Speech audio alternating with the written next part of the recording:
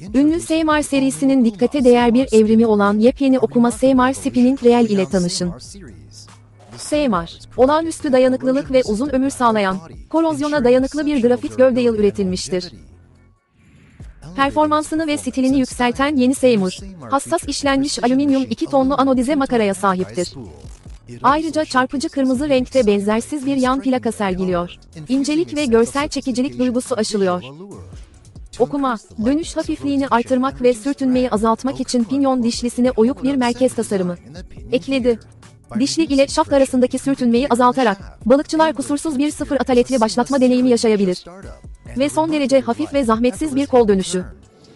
Yeni Seymar modelleri 500 ile 2500 arasında, güvenli bir tutuş ve zahmetsiz kontrol sağlayan I şekilli tutma düğmeleri bulunur.